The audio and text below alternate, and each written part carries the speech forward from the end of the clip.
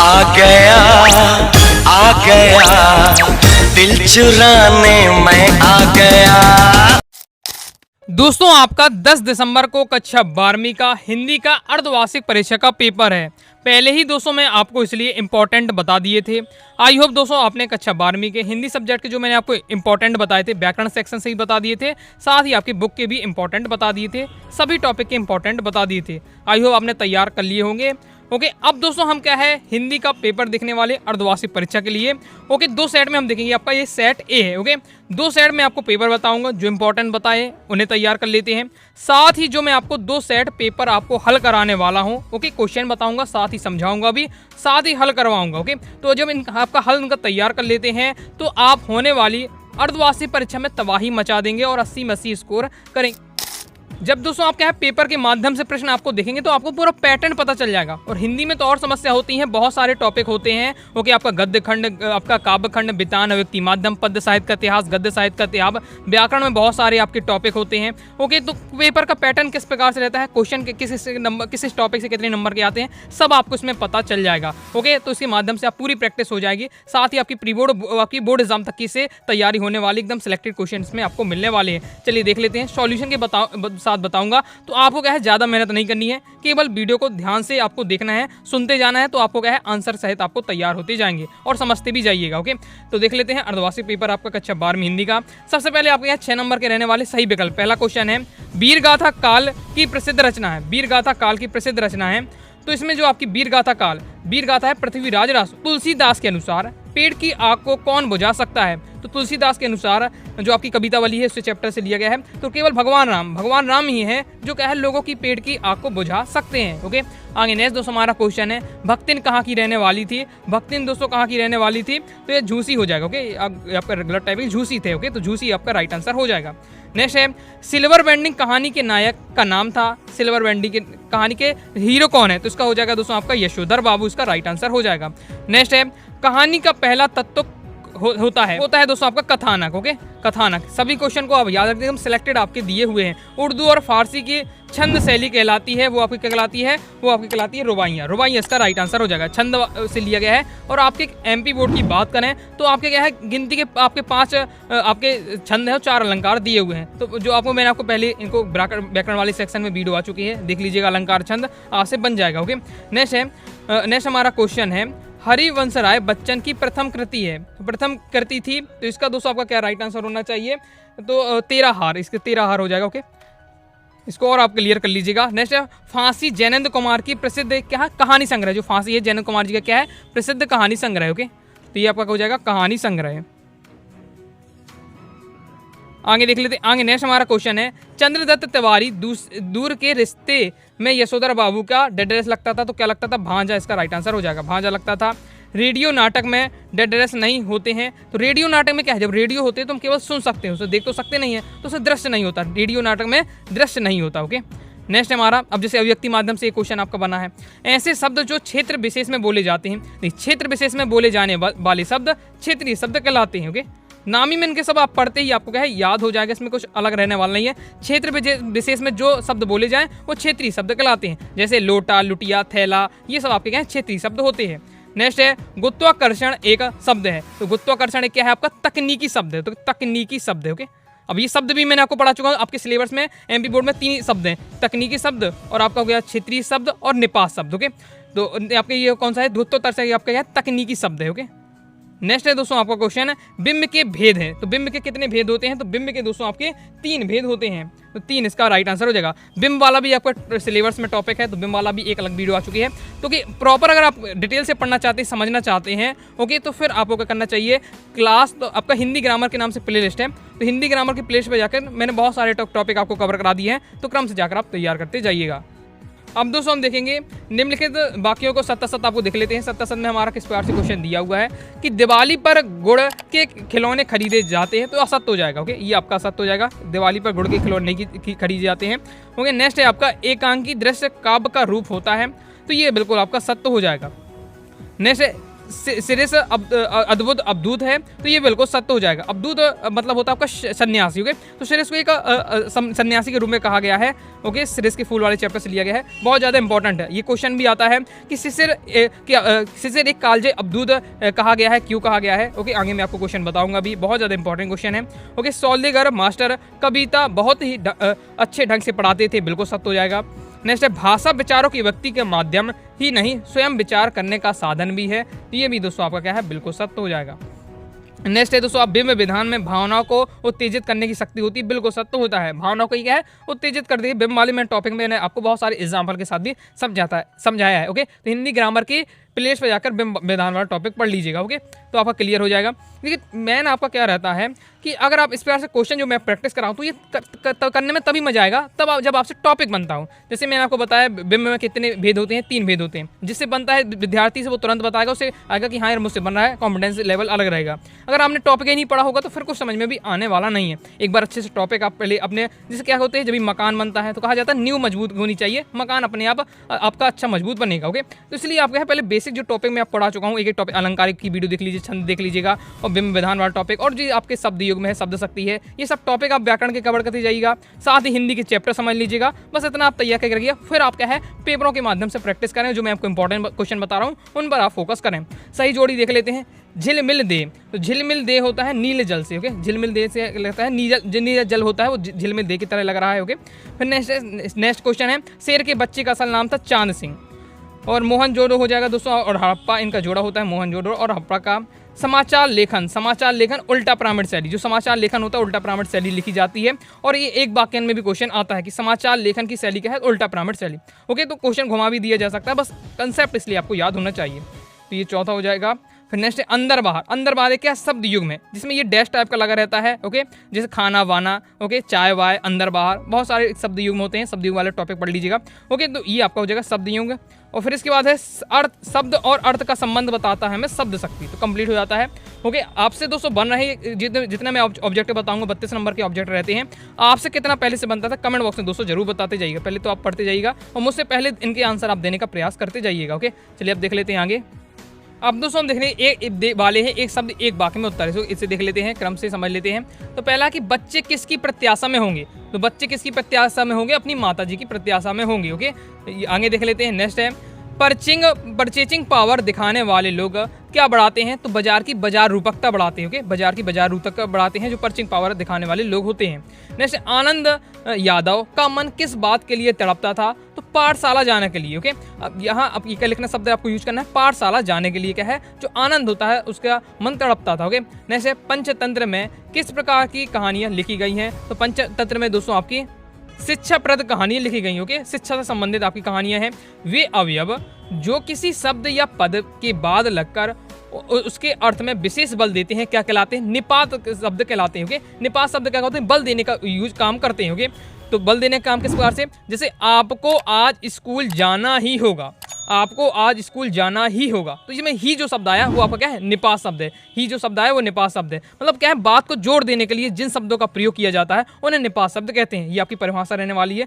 2 number में परिभाषा भी आ जाती है, एक वाक्य नहीं पूछ लिया जाता है, तैयार करके रखना है। तो ये शब्द अगर आपने पढ़ लिए, क्षेत्रीय, निपात और आपने क्या है क्षेत्रीय शब्द देखिए, आपने इसी वीडियो में देखिए पढ़ लिया है। क्षेत्रीय शब्द देखिए मैंने आपको बता दिया है, निपात शब्द बता दिया, तकनीकी शब्द बता दिया है, बस इतना आपका शब्द वाला टॉपिक कंप्लीट हो जाता है। तो ये होता है पेपर, अगर आपका है सॉल्यूशन के साथ वीडियो समझते जा रहे हैं। ओके, नेक्स्ट है सूत्र रूप में कही गई बात को विस्तार से लिखना और समझना क्या कहलाता है, कि विस्तार से लिखना, सूत्र रूप बात वाली यानी छोटी सी बात को विस्तार से लिखना, छोटी सी बात को विस्तार से लिखना यानी भाव का पल्लवन करना, तो ये क्या कहलाता है, आपका भाव पल्लवन कहलाता है। इसलिए क्या है, भाव पल्लवन की परिभाषा की सूत्र रूप से यानी छोटी सी बात को विस्तार से लिखना या समझाना क्या कहलाता है, भाव पल्लवन कहलाता है। तो इसका आंसर हो जाएगा भाव पल्लवन। ओके, शब्द युग में कितने प्रकार के होते हैं, तो शब्द युग में आपके 3 प्रकार के होते हैं। तो शब्द युग में पूछे चाहे शब्द शक्ति पूछे, 3 प्रकार की होती है। चाहे तो आप इनके नाम लिख सकते हैं, शब्द गुण पूछा जा रहा है तो माधुर ओज प्रसाद, माधुर ओज प्रसाद हो जाता है। ओके, इस प्रकार से दिया हुआ है। ओके, आप लिख सकते हैं, आपको बस सुन लीजिए, समझ लीजिएगा,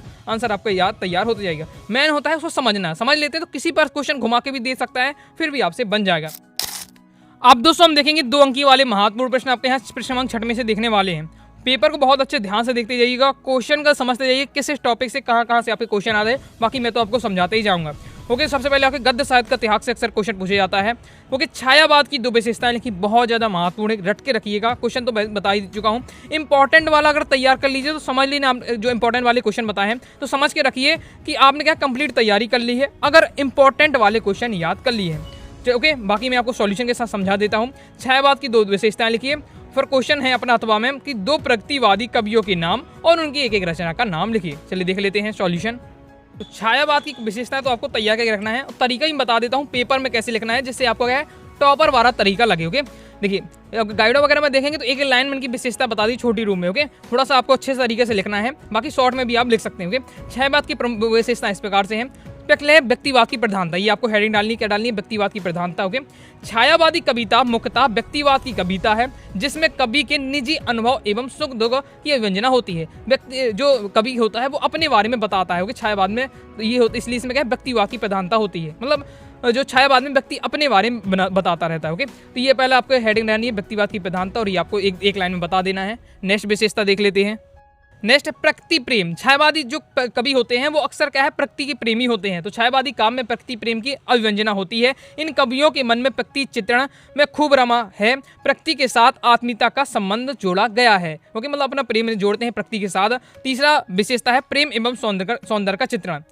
छायावादी कवियों ने नारी सौंदर्य तथा प्रेम का चित्रण बड़ी रुचि और सहृदयता के साथ किया है, मतलब क्या है प्रकृति के प्रेम के बारे में बताया है, प्रकृति के बारे में बताया है, साथ ही नारी सौंदर्य। ओके, मतलब क्या है श्रृंगार रस की भी बहुत सारी इन्हें कविताएं लिखी। तो ये 3 विशेषताएं मैंने आपको बताई छायावाद की। देखिए सबके, देखिए आपको पता है 2 नंबर में क्वेश्चन आने वाला है। ओके, तो 2 नंबर में 2 ही पॉइंट लिखना है, पेपर में ज़्यादा आपको होशियारी बता के 3-4 पॉइंट नहीं लिखना है। ओके, लेकिन याद 3-3 पॉइंट करके रखना है। कई बार होता है कि टेंशन के चक्कर में पेपर में क्या है भूल जाते हैं, 2 पॉइंट याद करके गए, 2 पॉइंट करें उसमें भी एक भूल जाएंगे तो फिर दिक्कत हो जाती है। ओके, तो इसलिए आपको 3 पॉइंट याद करना है पेपर में, लेकिन 2 ही लिखना है जो आपको बेस्ट तरीके से याद हो। कई बार क्वेश्चन आ जाता है कि छायावादी की विशेषताएं ना के छायावादी के प्रमुख कवि आ जाते हैं, उनकी रचनाएं, तो याद रखिए 3 आपको मेन कवि है, जयशंकर प्रसाद, कमायनी झरना, सुमित्रा नंदन पंत, बीणा पल्लव गूंजन, महादेवी वर्मा के है निहार रसिम निर्जा। ओके, और महादेवी वर्मा की तो याद ही होनी चाहिए क्योंकि कक्षा 12वीं के आपके भी क्या है लेखक परिचय में है। ओके, महादेवी वर्मा, तो निर्जा निहार रसिम, इस प्रकार से याद रखिएगा। ओके, इसके बाद साथ ही आगे क्वेश्चन हमारा क्या कह रहा था, कौन सा पूछा जा रहा था इसमें, पृष्ठ क्रमांक 6 में हमने देखा प्रगतिवादी कवियों के क्या पूछे जा रहे हैं, प्रगतिवादी कवि पूछे जा रहे हैं, उनकी रचनाएं पूछी जा रही है, उसमें विशेषताएं नहीं पूछी जा रही, फिर भी मैं आपको विशेषताएं बता देता हूं, एक बार देख लीजिए और उनको तैयार करके रखना है। शोषकों के प्रति घृणा और शोषकों के प्रति करुणा, अगर अच्छे से आपको याद नहीं हो रहा तो फिर जो हेडिंग लिखी है बस ये बस याद लीजिए, हेडिंग बस लिख देंगे तो भी आपका काम चल जाएगा। लेकिन अगर आप लिखना चाहते तो एक लाइन और अच्छी लिख दीजिएगा तो थोड़ा अच्छा लगने लगता है। ओके, तो ये आपका हो जाता है प्रगतिवाद की विशेषता। फिर यथार्थ का चित्रण भी किया है, इसके बाद रूढ़िवाद का विरोध किया है। ओके, ये आपकी 3 विशेषता हो जाती है। बाकी प्रगतिवादी के प्रमुख कवि कौन से, रामधारी सिंह दिनकर है, कुरुक्षेत्र रेणुका रश्मि रथी, फिर नागार्जुन ने युगधारा संतरंग, शिव मंगल सिंह सोमान्य, प्रलय सज्जन धरती की बारात, ये हो जाता है कंप्लीट। ओके, बाकी मैं आपको अच्छे से भी तैयारी कराऊंगा, भी एक पूरा मटेरियल टाइप होने के लिए गया है, पूरा तैयार हो जाएगा मटेरियल। फिर मैं आपको ये हाफ ईयरली एग्जाम हो जाए उसके बाद हम क्या है बोर्ड एग्जाम की तैयारी के लिए जो आपकी ये जो क्वेश्चन कहाँ से लिया गया, ये लिया गया है क्वेश्चन आपके पद्य साहित्य के इतिहास से क्वेश्चन लिया गया। ओके, तो पद्य साहित्य के इतिहास से जो भी 10, 12, 15 क्वेश्चन आपके सिलेक्टेड रहते हैं वो मैं आपको कवर करा दूंगा बोर्ड एग्जाम के लिए। ओके, अभी तो आप कहें तैयार करके रखिए। आगे तो हमारा नेक्स्ट क्वेश्चन है, ऊषा का जादू कब और क्यों टूट जाता है, अथवा मैं क्वेश्चन हमसे पूछा रहा है कवि ने बादलों को विलुप्त के बादल क्यों कहा है। चलिए समझ ले, बहुत ज्यादा महत्वपूर्ण है। तो ऊषा का जादू कब और क्यों टूट जाता है। ओके, तो जब सूर्योदय होता है तब ऊषा का जादू टूट जाता है। मेन का आंसर ये रहने वाला है। अगर लिखने का तरीका आपको देखना है थोड़ा किस टाइप से आपको लिखना चाहिए तो ये आप लिख सकते हैं। ओके, अब इसमें इस टाइप का भी क्वेश्चन आ सकता है कि ऊषा का जादू क्या है और यह क्यों टूट रहा है। ओके, ऊषा का जादू क्या है या क्यों टूट रहा है, इस टाइप से क्वेश्चन भी आ सकता है। तो सूर्योदय से पूर्व ऊषा का दृश्य अत्यंत आकर्षक होता है। देखिए क्वेश्चन को आपको रटना नहीं है, पढ़ लेना है, समझ लेना है, फिर अपनी लैंग्वेज में लिख सकते हैं। ओके, तो जब सूर्योदय के पूर्व पहले क्या होता है, जो आपके जो 4-5 बजे का टाइम होता है, ओके, ऊषा का दृश्य क्या अत्यंत आकर्षक होता है। भोर के समय सूर्य किरणें जादू के समान लगती हैं। इस प्रकार आकाश का सौंदर्य क्षण क्षण में परिवर्तित होता रहता है। यह ऊषा का जादू है। ओके, यह ऊषा का जादू है। सूर्योदय होने के साथ ही यह दृश्य समाप्त हो जाता है और यही क्या है ऊषा का जादू। ये रीजन है, सूर्योदय होने के बाद क्या है यह दृश्य समाप्त हो जाता है। यही रीजन है कि ऊषा का जादू क्यों टूट रहा है। ओके, इस प्रकार से आपका दिया हुआ है। नेक्स्ट है हमारा क्वेश्चन है, कवि ने क्या है बादलों को विलुप्त के बादल क्यों कहा है। इसे देख लेते हैं। तो कवि ने बादलों को विलुप्त के बादल क्यों कहा है। अभी मैं आपको क्या है टॉप 30 वाली क्वेश्चन गद्य खंड के बताऊंगा, फिर काव्य खंड के भी, इस प्रकार के मैंने पूरा प्लानिंग करके रखा हुआ है। बस आपको क्या है सब्सक्राइब करके सपोर्ट अपना जरूर किएगा। बोर्ड एग्जाम की एक एक क्वेश्चन को लेकर मैं आपको क्या है अच्छे से तैयारी करा दूंगा, जिससे आपके 100%, क्योंकि हम क्या हर प्रकार के इंपॉर्टेंट कवर कर लेंगे, हर टॉपिक से पढ़ लेंगे, तो उससे बाहर जाना ही वाला नहीं है। सिलेबस के अगर टॉपिक पढ़ेंगे तो कैसे उससे बाहर जा सकता है। ओके, नेक्स्ट है, कवि ने बादलों को विलुप्त के बादल क्यों कहा है? आंसर आपको बताना है। बादल राग कविता में ए विलुप्त के वीर, ये शब्द आया है। ओके, कब की कविता में ए विलुप्त के वीर बादल को कहा गया है। बादल घनघोर वर्षा कराता है तथा बिजलियां गिराता है, इससे सारा जनजीवन अस्त व्यस्त होता है। ओके, जब क्या है बिजलियां गिरती हैं, बहुत ज़्यादा घनघोर वर्षा होती है, तो बाढ़ तक के आ जाती है, इसलिए बताया जा रहा है कि जनजीवन क्या है अस्त व्यस्त हो जाता है। बादल को क्या है क्रांति का प्रतीक माना गया है। इस पूरी कविता पढ़ेंगे तो बादलों को क्या है एक क्रांति दूत बताया गया, मतलब क्रांति करने वाला बताया गया है। क्रांति आने से बुराई रूपी कीचड़ समाप्त हो जाता है तथा आम व्यक्ति को जीने का योग्य स्थिति मिलती है। ये क्या है, यहाँ इस कविता में कवि ने बादल को क्रांति का प्रतीक माना है। और जब भी क्रांति आती है तो क्रांति आने से क्या है जो बुराइयां होती है वो समाप्त हो जाती है, बुराई रूपी कीचड़ समाप्त हो जाता है, और आम जो जनता होती है वो क्या है वो जीने योग्य उसकी स्थिति बन जाती है, इसलिए क्या है विलुप्त के बादल कहा है। आइए आप समझ गए होंगे। नेक्स्ट हमारा देख लेते क्वेश्चन। नेक्स्ट क्वेश्चन हमारा है रेखा चित्र और संस्मरण में अंतर लिखी, अथवा है नाटक और एकांकी में अंतर लिखी। बहुत ज्यादा महत्वपूर्ण क्वेश्चन है। अभी आपका क्या है त्रैमासिक में भी आपने क्वेश्चन देखा होगा ये क्वेश्चन। ओके, तो रेखा चित्र और संस्मरण में अंतर और नाटक और एकांकी में अंतर, चलिए इसे देख लेते हैं। तो इसको समझ लेते हैं। रेखा चित्र और संस्मरण में आपको अंतर बताना है। संस्मरण और रेखा चित्र, तो जो संस्मरण होता है, संस्मरण में क्या होती है जो कवि होता है वो अपनी जो पुरानी यादें होते हैं उनको लिखता है। ओके, जैसे अभी हम 2024 में है। ओके, 2024 में है। अगर मुझे क्या है अपनी बातें कुछ 2-3 साल पहले की 2020 की या 2019 की मुझे कुछ अपनी घटनाएं याद आती है, उनको मैं क्या है लिख देता हूँ, तो वो मेरा क्या संस्मरण कराएगा। ओके, तो ये रहता है। तो लेखक स्मृति पटल पर अंकित किसी विशेष व्यक्ति के जीवन की घटनाओं का विवरण इस संस्मरण कहलाता है। और रेखाचित्र क्या है किसी व्यक्ति या वस्तु का आकर्षक ढंग से चित्रात्मक वर्णन रेखाचित्र कहलाता है। ओके, मुझे कोई घटना हो रही है, मैं उसको देखते जा रहा हूँ और उसको लिखते जा रहा हूँ। ओके, और कहानी के फॉर्मेट में रेखाचित्र वो आपका कहलाता है। जबकि संस्मरण में क्या है जो कवि होता है वो पहली वाली जो यादें होती हैं उससे संबंधित लिखता है। संस्मरण होता है हमेशा वास्तविक होता है। ओके, वास्तविक होता है। जबकि लेखाचित्र है वो वास्तविक भी और काल्पनिक दोनों हो सकता है। ओके, वास्तविक और काल्पनिक हो सकता है। जबकि संस्मरण होता है वो काल्पनिक नहीं होता है। ओके, नेक्स्ट है संस्मरण की शैली होती है वो वर्णनात्मक आपकी विवरणात्मक होती है, जबकि रेखाचित्र की शैली चित्रात्मक होती है। रेखाचित्र से चित्रात्मक, रेखाचित्र से चित्रात्मक, इस प्रकार से याद रखिएगा। ओके, तो ये 3 मैंने आपको अंतर बता दिए हैं। पेपर में तो 2 ही नंबर का क्वेश्चन आना है, इससे ज्यादा आपका आएगा नहीं। 3 पॉइंट याद करके रखिएगा, पेपर में आपको 2 पॉइंट लिख देना है। ओके, कंप्लीट हो जाता है। नाटक और एकांकी में भी हम अंतर देख लेते हैं। तो नाटक एकांकी में तो बिल्कुल आसान रहता है। ओके, कि नाटक में क्या होते हैं कई अंक होती हैं, एकांकी में एक अंक होता है, नाम ही में राज छुपा हुआ है। एकांकी एक अंक, एकांकी एक अंक। ओके, एकांकी में एक अंक होता है, जबकि नाटक में कई अंक होते हैं। और नाटक में क्या है पात्रों की संख्या बहुत ज्यादा होती है। ओके, बहुत अधिक होती है। जबकि एकांकी में नाटक की तुलना में पात्रों की संख्या क्या होती है कम होती है। और नाटक क्या है दृश्य काव्य, दृश्य काव्य का एक बृहद रूप है। ओके, नाटक को क्या हम देखते हैं तो दृश्य काव्य का एक बृहद रूप है, जबकि एकांकी भी क्या है दृश्य काव्य का एक लघु रूप है। ओके, छोटे रूप में रहता है। ये 3 अंतर दिए हुए एकांकी और नाटक में, इन्हें आपको तैयार कर लेना। वीडियो काफी लंबी हो जाएगी क्योंकि मैं एक एक क्वेश्चन को आपको ऐसा बता रहा हूँ। अगर आपने क्या किताब भी नहीं खोली, आपको सिलेबस भी नहीं पता, लेकिन जो मैं आपको क्वेश्चन बता रहा हूँ वीडियो को देखते ही बस आप तैयार कर लेते हैं, तो भी आप क्या अर्धवार्षिक परीक्षा में तबाही मचा देंगे। भाई आपका नॉलेज तो कमाल का है भाई का। क्योंकि मैं आपको सब प्रकार के इंपॉर्टेंट आपको वीडियो में ही कवर करा दे रहा हूँ। बस वीडियो को ध्यान से देखते जाइएगा और चाहे तो आप वीडियो को देखते ही देखते क्या है याद करते जाइएगा। याद करते जाएंगे तो बहुत बढ़िया काम रहेगा, फिर आपको अलग से पढ़ना नहीं पड़ेगा। ओके, आगे क्वेश्चन हम देख लेते हैं। आगे नेक्स्ट हमारा क्वेश्चन है सिरे से को कालजयी अवधूत क्यों कहा गया है। शिशिर का जो फूल है उसे कालजयी अवधूत क्यों कहा जा रहा है। अथवा क्वेश्चन हमसे पूछा जा रहा है भक्तिन के आ जाने से महादेवी देहाती कैसे होगी। बहुत ज्यादा इंपॉर्टेंट, बोर्ड एग्जाम में भी क्वेश्चन आ चुका है। 2022 की बोर्ड एग्जाम में आपका आया था एमपी बोर्ड में। ओके, चलिए इन दोनों क्वेश्चन का समझ लेते हैं सॉल्यूशन। ओके, सॉल्यूशन देखने से पहले बताना चाहूँगा प्रॉपर अगर आपको हिंदी सब्जेक्ट की तैयारी करना है मेन आपका एमपी बोर्ड एग्जाम के लिए, ओके, तो आप स्पेशल हिंदी का स्पेशल कोर्स है उसे ज्वाइन कर सकते हैं।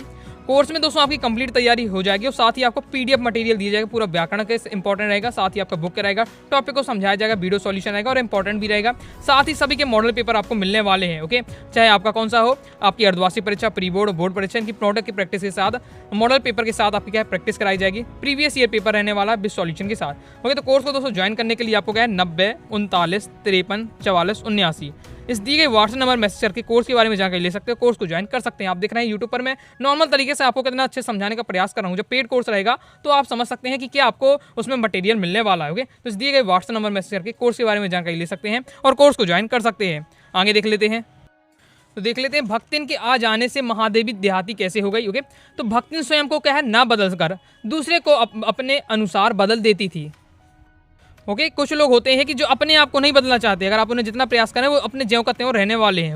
ओके, बस दूसरों को चाहे बदल दें। वही भक्तिन थी। भक्तिन क्या है, दूसरों को तो बदलने में माहिर थी लेकिन खुद बदलना ही चाहती थी। ओके, तो जो भक्तिन थी, अब भक्तिन क्या है गाँव से आई थी तो बहुत ज़्यादा देहाती थी, जबकि महादेवी वर्मा क्या है शहर में रहती थी। ओके, इसलिए क्या है भक्तिन स्वयं न बदली, लेकिन उसने क्या है महादेवी वर्मा जी को क्या है देहाती बना दिया। तो मकई का रात का बना हुआ दलिया, सवेरे में मट्ठे से खाना, बाजरे के तिल लगाकर बनाए गए पुए, ज्वार के भुने गए भुट्टे के हरे दानों की खिचड़ी, सफ़ेद महुए की लपसी आदि लेखिका को अनचाहे खाना पड़ता था। मतलब उन्हें महादेवी वर्मा जी को ये सब पसंद नहीं था, लेकिन क्या है खाना वही बना है तो उन्हें मजबूरी में खाना पड़ता था। भक्तिन ने लेखिका को अपनी पसंद का भोजन खिलाकर देहाती बना दिया। अब ये गांव के जो आपने जो भोजन के नाम देखे हैं वो कुछ मैंने आपको बताए हैं, उनको उन शब्दों को याद कर लीजिए। अगर आपको याद नहीं है तो बस उसके अनुसार आप क्या है इसका सॉल्यूशन लिख सकते हैं। तो गाँव के जो ये खाने वगैरह थे उनको खिलाकर उनका देहाती बन गई। इस प्रकार भक्ति के आ जाने से महादेवी वर्मा क्या है देहाती हो गई।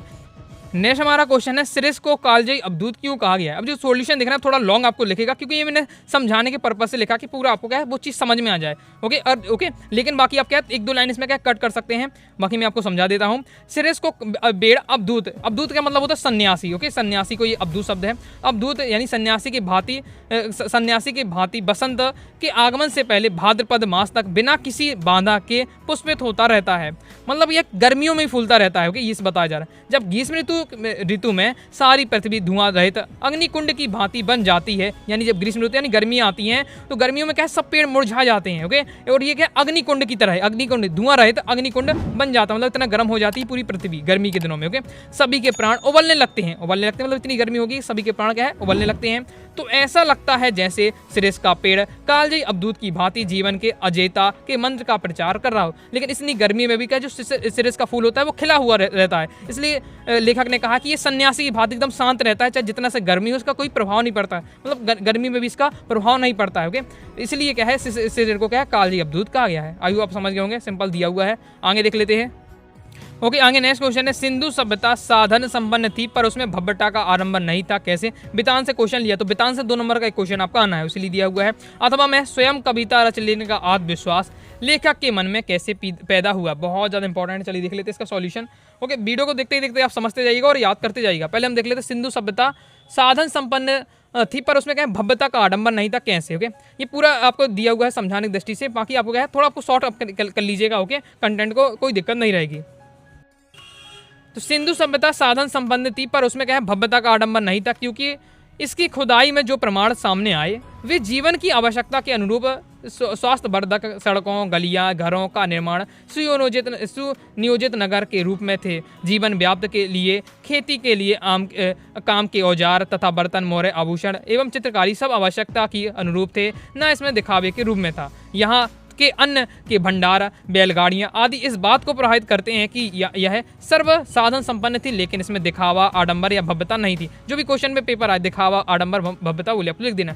क्या क्वेश्चन में पढ़ते ही आपको समझ में आ गया होगा। अगर आपका है इतिहास सब्जेक्ट का, अगर आपका है कक्षा 12वीं में, तो पहले ही चैप्टर हड़प्पा सभ्यता तो आपको क्लियर समझ में आ ही रहा होगा। क्या बताया जा रहा है कि क्वेश्चन में पूछा जा रहा है कि साधन संपन्न थी, मतलब जो जीवन जीने के लिए आवश्यक हमें साधन होते हैं वो सब थे, लेकिन इसमें कोई भव्यता की चीज़ें नहीं थी, जो विलासिता की चीज़ें होती हैं, मतलब जो हम क्या दिखावा के लिए लेते हैं उसकी बात हो रही है। जैसे वर्तमान समय की बात करें, एक एंड्रॉइड मोबाइल होना ये आपकी आवश्यकता है, लेकिन आईफोन लेना तो ये आपकी भव्यता आप दिखा रहे हो। तो इस बात की बताई जा रही है। तो आज हम जब किसी सिंधु सभ्यता की जब खुदाई हुई है तो वहाँ से पता चलता है कि जो भी सामान मिला है, ओके, बर्तन मिले, मोहरे, आभूषण मिली, काम करने के औजार मिले हैं, ये बहुत सारी जो चीज़ मिली है, ये साधन संपन्न थी। ओके, इससे पता चलता है कि साधन संपन्न थी, लेकिन बहुत ज़्यादा उसमें अमीर रईसी वाली चीज़ें ज़्यादा नहीं मिली, इसलिए हम कह सकते हैं कि उसमें भव्यता का आडंबर नहीं था। देखिए समझ लीजिएगा, कंसेप्ट को आप समझ लीजिएगा, अपनी लैंग्वेज है आप लिख सकते हैं। ओके, कोई दिक्कत नहीं है, क्लियर है। आगे देख लेते हैं।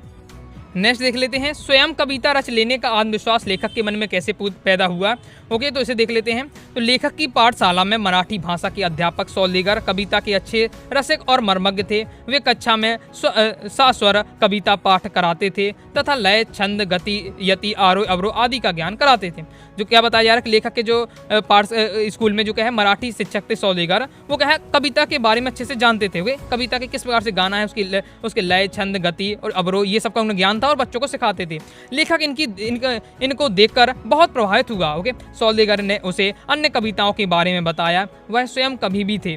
इसके बाद आनंद को यह विश्वास हुआ कि कवि उसी की तरह आदमी के ही होते हैं। इस प्रकार उसके मन में स्वयं कविता रच लेने का आत्मविश्वास पैदा हुआ। क्या बताया जा रहा है कि जब आनंद को है, जो आनंद है, उसे जब समझ में आया कि ये हमारे जो टीचर हैं ये भी क्या है, इतनी अच्छी सी कविता गा लेते हैं। ओके, इनने प्रैक्टिस की होगी, इनने सब इसका ज्ञान प्राप्त किया और ये भी क्या है, कविता लिखने लगे, कवि बन गए हैं। तो ये भी क्या है, एक आदमी है। ओके, हड़ मास के पुतला कहा जाता है। ओके, ये भी है, तो मैं क्यों नहीं कर सकता। इस प्रकार से जब उन्होंने सोचा लेखक ने, तब उनके मन में आत्मविश्वास आया कि मैं भी क्या है, कभी क्या है लिख सकता हूँ। ओके, कविता लिख सकता हूँ जैसे मेरे टीचर कर सकते हैं। तो इस प्रकार से आपको बता देना। आगे देख लेते हैं।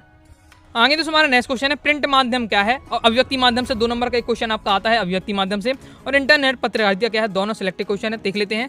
ओके, प्रिंट माध्यम, नाम में इसका राज छुपा हुआ। प्रिंट मतलब जो माध्यम कौन सा है, प्रिंट वाली माध्यम। इसमें इसके अंतर्गत कौन कौन से आते हैं, जो आपका समाचार पत्र हो गया, मैगजीन वगैरह हो गए, पत्रिकाएं होगी, दैनिक अखबार हो गए, ये सब आपके प्रिंट माध्यम के अंतर्गत आते हैं। क्योंकि ये क्या है, माध्यम तो है, जनसंचार का एक माध्यम तो है। ओके, लेकिन प्रिंट के माध्यम, छपे रूप में होता है अखबार आपका। ओके, तो ये आपका प्रिंट माध्यम रहता है। सिंपल भाषा में ये है। लिखना किस प्रकार से है, किसी सूचना या संदेश को लिखित या कोष्टक में आपको लिख देना है प्रिंट। लिखित या प्रिंट माध्यम से एक स्थान से दूसरे स्थान तक पहुंचाने में प्रिंट मीडिया का बहुत बड़ा योगदान रहता है।